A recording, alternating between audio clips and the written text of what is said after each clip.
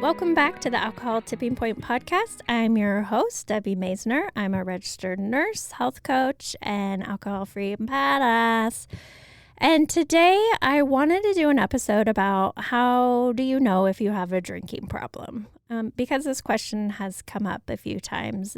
Last episode was a Q&A, and kind of various forms of that question came up. So I wanted to do a little bit more of a deep dive about when drinking is a problem, what we look for in the medical community, the mental health community, and then some of the myths about having a drinking problem. And so I hope you find it helpful. I always like to remind people that you don't have to be a problem drinker to have a problem with drinking. You can just choose to remove alcohol from your life to make your life better. You don't have to hit rock bottom. You can just live a life alcohol-free, and a lot of people choose to do that. All right, so let's get started.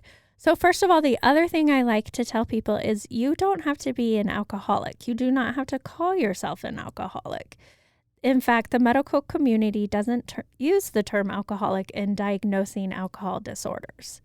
You will still occasionally see the term alcoholic because old habits die hard, right? But the correct terminology that is used in the medical and healthcare community is alcohol use disorder. And that is on a spectrum. I am just going to get there. Okay, so alcoholism isn't an actual diagnosis.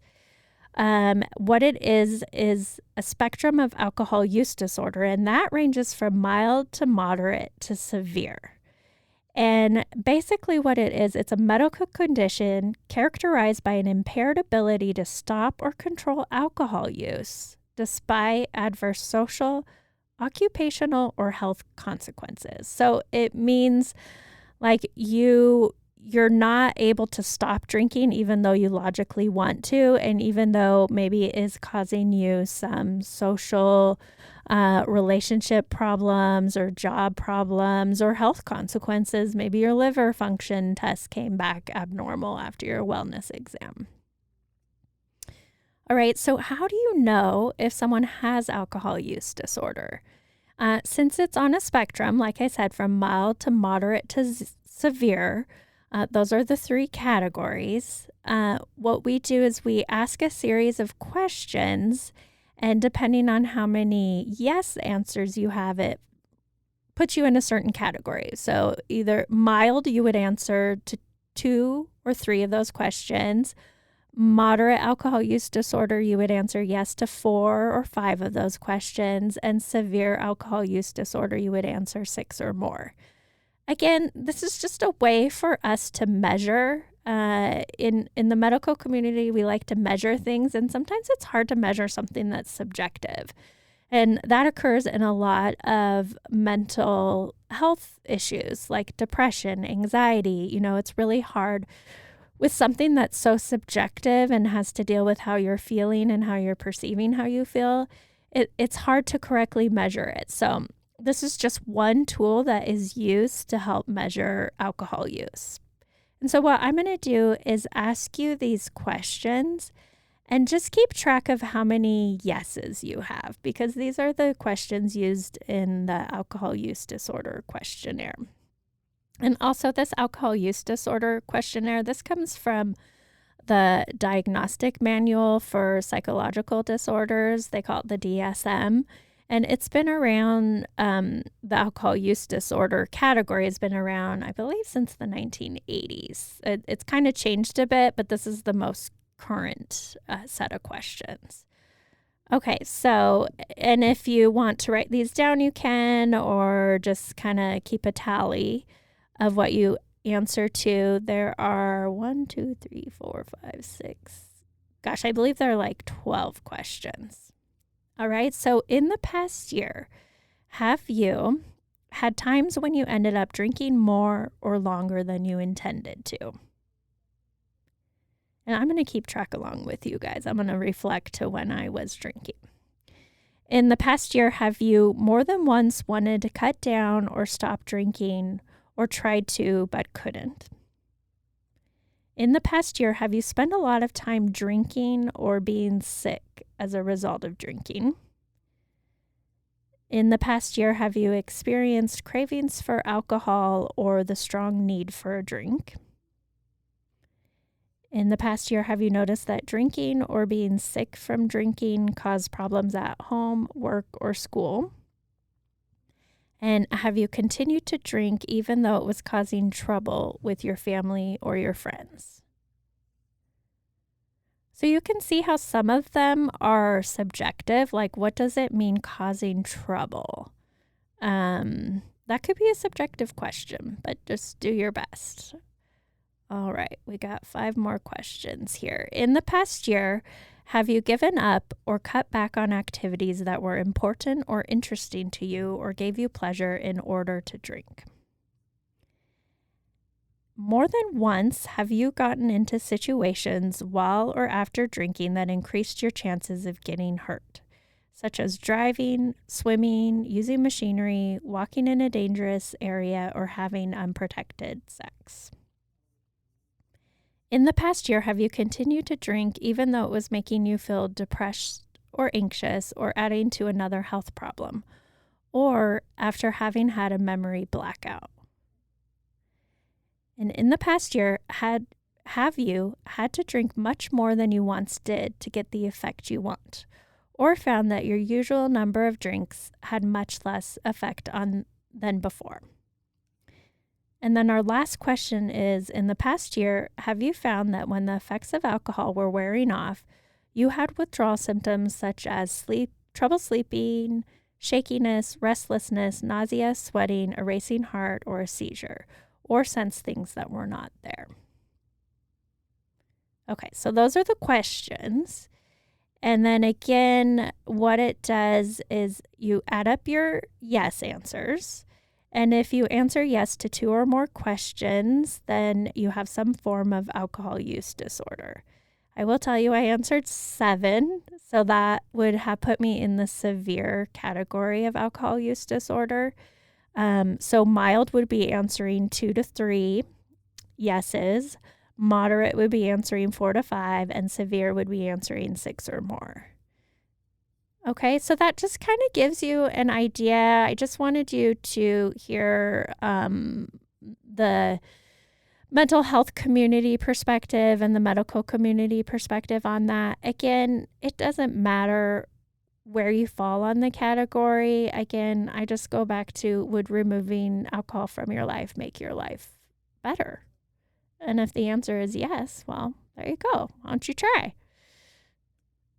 Okay, and then the other thing I want you to know is sometimes you may not notice anything.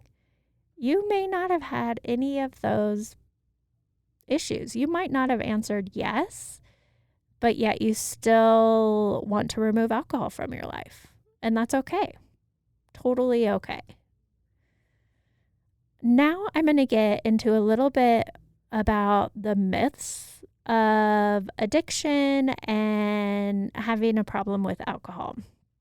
I just want to remind you the definition of addiction is that addiction is characterized by the continued use of alcohol or other drugs, even when that use causes harm or interferes with achieving goals in life. I like this definition because that, again, goes back to like, could your life be better? I mean, interferes with achieving goals in life. I just find that so interesting because a lot of times we're just kind of stuck. We're just kind of meh, right? We go to work, we come home, have a drink, get up, go to work. Like, what are your goals in life? And is alcohol interfering with that? So interesting. Something to think about. All right. I also want to remind you that everybody has the potential for addiction, right? Addiction works from prolonged habitual use of an addictive substance. It doesn't matter if you're a man, woman, poor, or rich. Anyone can become addicted. Anyone can have a problem with alcohol. You can have the perfect life, the perfect childhood, the perfect spouse, the perfect job, but you can still become addicted to alcohol because that is the nature of the drug. Alcohol is a drug. It's a chemical. And so I want to emphasize that. You are not alone. All right, let's get into our myths. I have a few myths. So, myth number 1 is it's not a problem if you can hold your liquor. We've probably heard this before, right? So being able to have a few drinks without feeling any effects, it may seem like, oh, that's a good thing, right? But in fact, if you need to drink increasing amounts of alcohol to feel an effect, it could be a sign that you have an alcohol problem. That is tolerance. You're basically building tolerance. Myth number 2, it's not a problem if you only drink on weekends. You don't have to drink every day to have a problem with alcohol. So heavy drinking, it's not defined by how much alcohol you have in a day or a week, right? It doesn't matter. You can still have a problem with alcohol even if you're not drinking every day. Myth number 3, someone is too old to have a drinking problem. All right, you may think that drinking problems have to start early in life, but some people develop problems with drinking at a later age.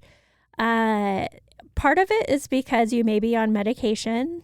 When you're older, you're more likely to be on medication. Your liver and kidney functions, which help process alcohol, aren't as efficient as when you were younger. A lot of people in retirement find that they've kind of lost their purpose. They may be bored or lonely or depressed, and so they end up drinking more. So it really isn't dependent on age. And it can happen, at any moment. All right, another myth is that drinking only wine or beer is not a problem. Okay, doesn't matter what you drink, it's how it affects your life. I think we all know this, but yeah. All right, myth number 5, people who are addicted just lack willpower. Ugh. Well, addiction changes the way a person's brain and body functions, so it inhibits your ability to resist that substance. And when you are drinking, your pleasure chemicals are released in the brain, like right away, but then over time, it's going to modify parts of your brain that control pleasure, motivation, and memory. So it really gets your brain balance out of whack. And so it's not just willpower that gets you through or that you're lacking willpower. There is actually some biological things going on when you're drinking. Myth number 6, all addicts are the same. Like I said, alcohol addiction can affect anyone, period. Anyone can become addicted, and we're not all the same, although we have the same issues. All right, myth number 7, this is huge. Only one type of addiction treatment works. Oh, it's going to look different on everyone.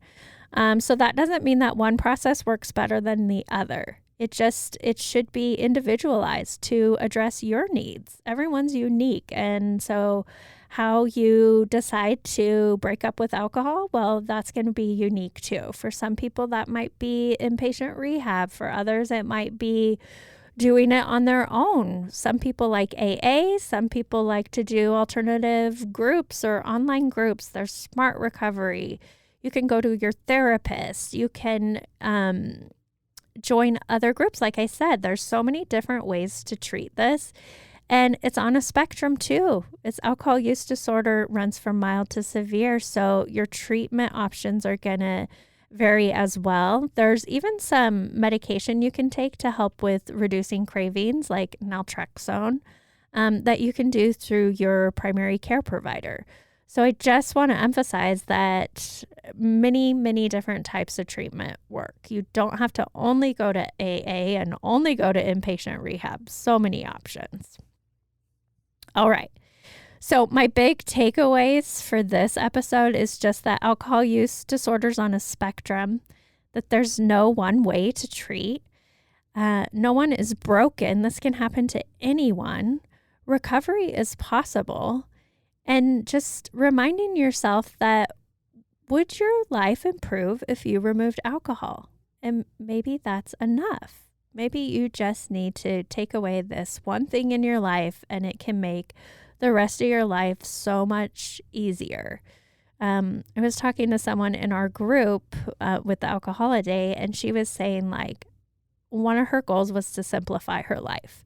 And she found that removing alcohol was one way to simplify her life. instead of like trying to make these major diet changes to lose weight, she can remove alcohol. Instead of like taking anti-anxiety meds and going through all these changes at work to make work better, she can remove alcohol.